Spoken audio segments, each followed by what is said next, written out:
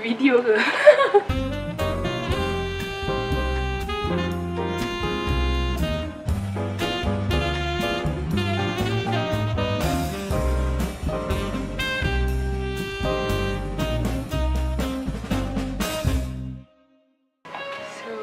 Hi, Sharon calls me Ummu. I'm that aqua girl. Oh boy, you never know. Welcome to Kinokuniya. I'll be walking you through the photography section, and the most important book here is posing, because when you want to take picture, that person, the object or your model must look flattering, and for me means that you need to look skinny, feel like couple of kilogram lower than the normal lah. Other books you want to buy, you buy. You don't want to buy, never mind. This one important. Usually when people want to have an idea to make a tattoo, then go for historical things and whatnot. For me, even though I don't have any tattoo, one day I'll have inspiration from Kirby Rosines. I follow him in Instagram, and tak boleh buka lah buku ni. Dia punya design is very cute. You don't see that cute, but it's cute actually. For me lah, for you I don't know lah. Welcome to Drawing 101. Today brought to you by Leonardo da Vinci. He's my senpai. When I was 10, he was like 10,000. He saw me playing guli, and then he was like, oh my god, what is this small thing? Oh yeah, guli in English marble lah, stupid. But this is called marble, sir. And he was like, no, please call me Leo. What are you doing with the marble? Playing with it. Okay, bye.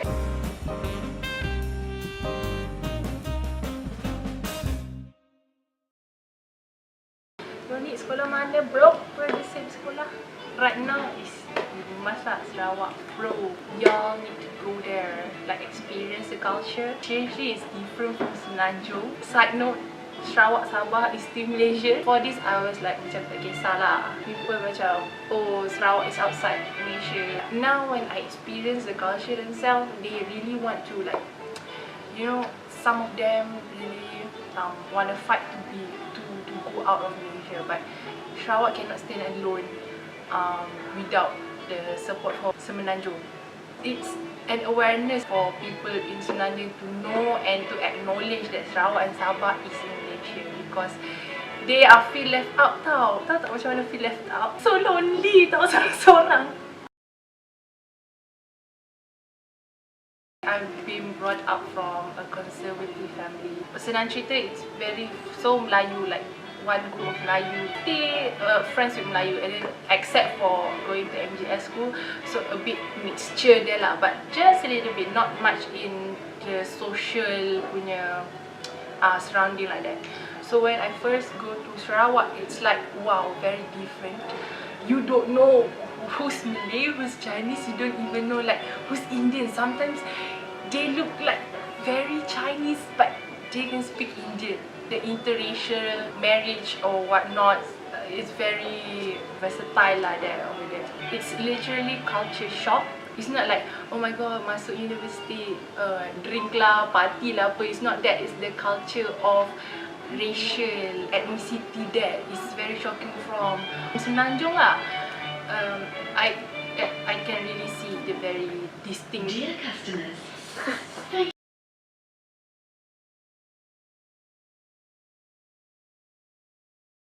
Basically, what I perceive from like the movies and media and all the Western culture, they're like the media show the lifestyle of the university student, but they don't show much of how they study there, right?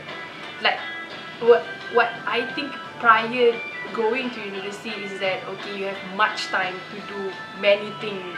Like you want to go out, you want to go and party ke apa ke kan.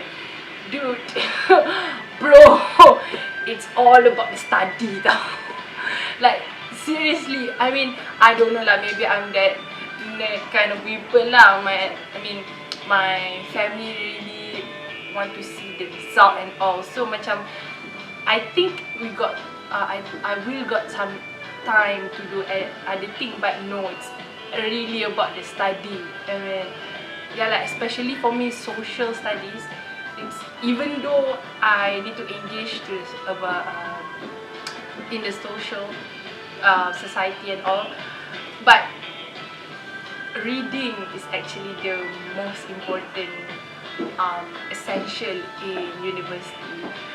So what if for some that are not going to university yet, it's all about the study. There's nothing much about, I mean, going out or, you know, have fun and all. You can have fun, but the major thing in university is the study. And if you're like into the study, macam memang suka that course or whatnot, that study will become the pleasure and fun within the college life. I know it's a bit cliche, but it is true. But for me lah, because I'm more on social studies, so I engage with people and all. So it's fun to like engage with people and study about people and all. And then the struggle and the stress and the depression and the anxiety all come into one. First thing I'm gonna say is, I think it's not like self-diagnosis, but I kind of feel that I have anxiety or depression since like I'm form 2, and like that form 2. So it's different during school and university, because in school, basically for me, because I'm in boarding school and asrama, so they got lot of supports lah, macam lot of things to do with my friends, and then we talk, and I don't think much of my anxiety and all stuff, but I still do have. That's when I go back to home like that, macam on the weekend, oh very depressed gila sebab dekat rumah I like alone and overthinking and all that. So bila dekat asrama and dekat sekolah, it's more on with other people, so I less on overthink and about this depression, anxiety and stuff. So bila masuk college, everything is on your own, like everything. And even though you have friends, but sometimes they don't know, they're just there. I gave in with my depression one time. I like literally for 2 or 3 weeks I just stay home. Basically, if I go class, I just go class, go back home, sleep, eat, tu je. And then lagi because of the money lah, all the stress lah. So like 3 weeks macam tu, I just stay home macam tu. So that is coping, but that's not a positive coping. You know, the bad outcome is like you don't have like social interaction with your friends. You're all alone and you're overthinking, and you're, I don't know, for me, I always like overthink of myself that I'm useless lah, because no one seeks me, so I think that no one needs me, and so I think that's the point where I think, yeah, I'm useless to other people, so that's why I'm alone. But basically when I get a little bit mature, it's just that spontaneous, gradually, how to say, change lah, to think that it's not one way communication. I can say it's not one way, it's 2 way. I think they think that I'm useless, so actually I need to ask them, am I really that useless? Something like that. It may like shock them to think that I think of them like that, but once we actually talk to them, it's like, no, it's actually we don't know how to, I mean, confront to you when you're on that side of depression, you know, that loneliness and all. So, and then I get that feedback, so, oh, it's actually they don't know how to confront me. Like, they don't want to, how to say, kacau my feelings lah, like that.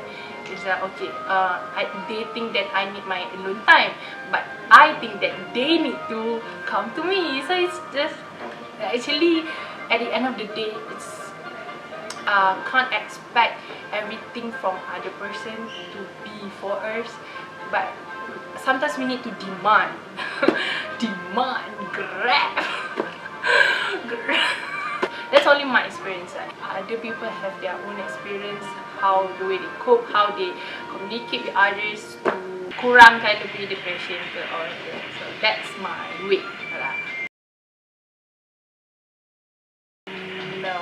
My relationship with my family is actually very surface. Everything is on the surface. Maybe it's dari dulu pun I'm the first child, so my parents both are working. I've been independent since 10 years old. I'm surviving by myself. Before go to school, I see them, and before I go to sleep, that's the only time I see them in weekdays. Sometimes weekends, I go back to my grandma's house because both of my parents working. I never go in that conversation with my family. It's just, for me, it's awkward. If friends, we go in that conversation, sometimes we don't see them, sometimes we don't depend on them too much. Like for my parents, I depend on them. Number one is financially, of course.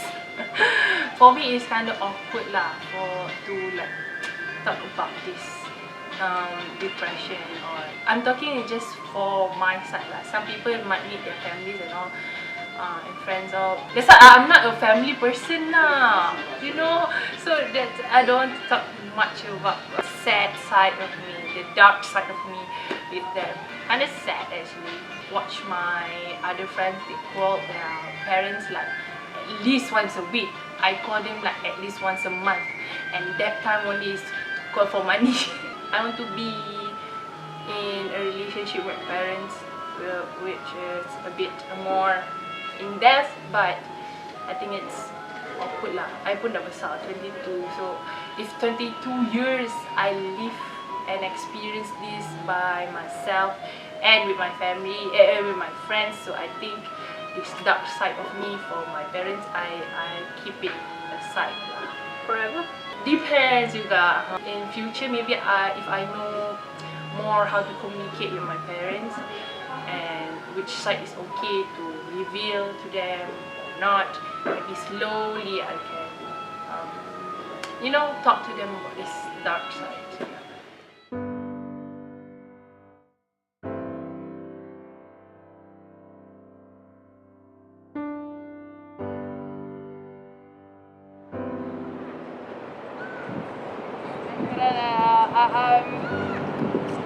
Cuba to have that don't give a fuck feeling. Okay, apa dekat kucing. My college yang tu.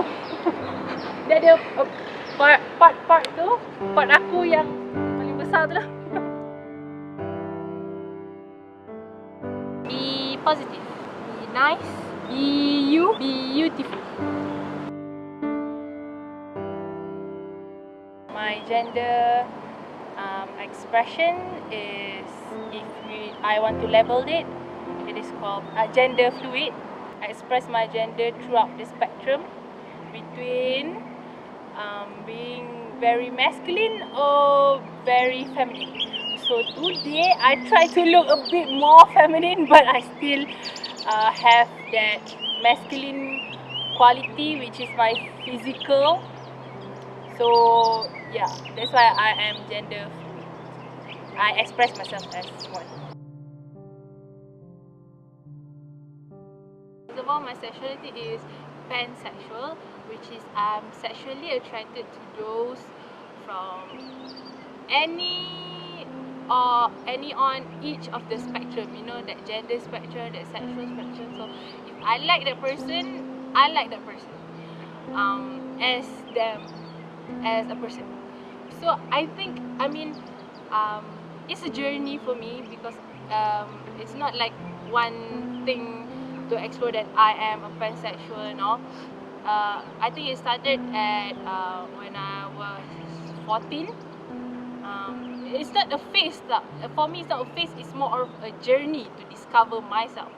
So I start from 14. I learn about lesbians, and then I read more about the LGBT community, and I learn more on there's more than just lesbian, gay, bisexuals, and transgender and all. The confirmed age I know that I am pansexual is when I was 19.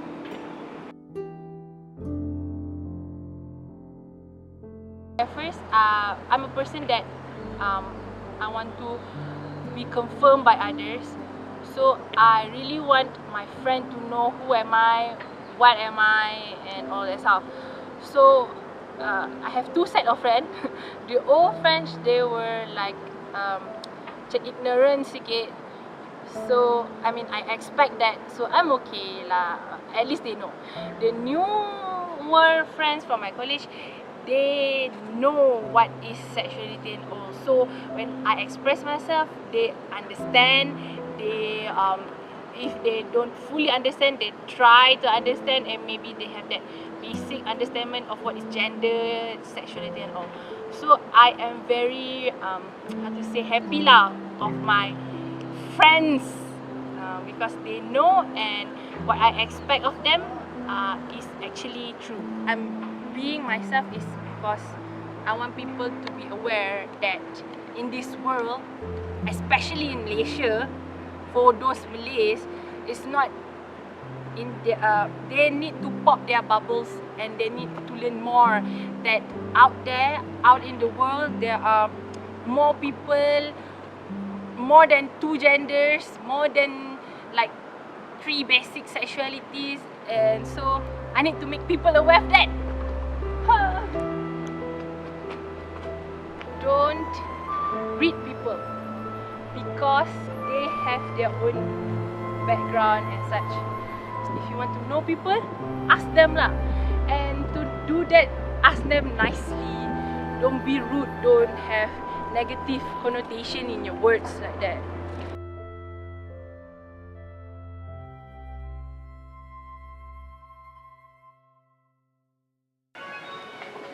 Hi, what's up YouTube? Hi, what's up YouTube? It's your girl, Aqua. Boy, what? You know. Mission. The mission is to find someone. But mission failed already. That someone is not here. I want to find a hentai comic. Why? Why Malaysian? Why? Macam yang that painting, ingat tak? Leonardo da Vinci juga lapis kan? Ada. The painting yang touch tips. Touch tips. Touch tips.